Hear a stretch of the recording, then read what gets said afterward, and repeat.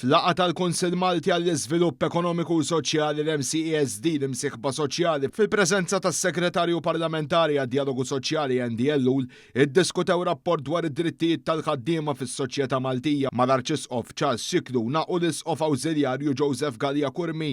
Is-Segretarju Parlamentari LU semma miżuri kuraġġużi li ttieħdu fosthom ir-regoli l-ġodda l-ħaddiema tal-pjattaforma diġitali, jiġifieri dawk involuti fil-konsenji ta' prodotti bħal ikel.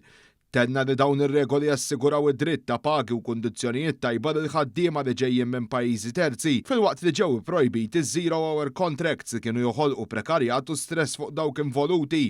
B'referenza għall-aġenziji tax-xogħol msemmija fir-rapport, is-Segretarju Parlamentari qal li l-Gvern araf li kien hemm bżonn qafas regolatorju biex l-operaturi serji jitħallew ikattru l-ġid f'pajjiżna, għalhekk is-sena li għaddiet ġiet introdotta l-akbar riforma industrijali s'issa li permezz tagħha aġenzija tax-xogħol tkun tista' topera biss jekk ikollha liċenzja, dan apparti l-introduzzjoni ta' penali ħorox għal min jinqabad jabbuża. Sodisfatti li hemm qbil bejn l-imsieħba soċjali li issa qed nagħmlu dan il-pass ta' kwalità u dan huwa proprju li titkellem dwaru il-viżjoni għal pajjiżna 2050 li għadna kemm nedejna ftit ta' żmien ilu li titkellem proprju fuq hekk illi rridu nkejlu s-suċċess ta' pajjiżna mhux f'termini ta' GDP biss imma kif qed iħossuhom in-nies tagħna u għalhekk din hija għaliex aħna qegħdin fil-politika wara kollox biex inkomplu ntejbu il-ħajja tan-nies.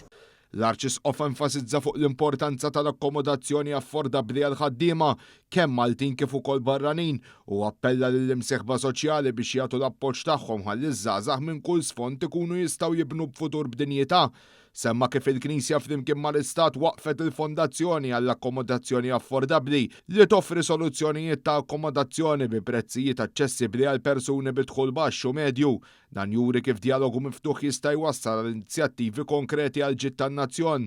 Waqt il-laqgħa l-MCESD iddiskuta wkoll il-ħtieġa li s-servizzi pubbliċi jkunu preparati biex ilaħqu mal-bidliet demografiċi li jkun hemm.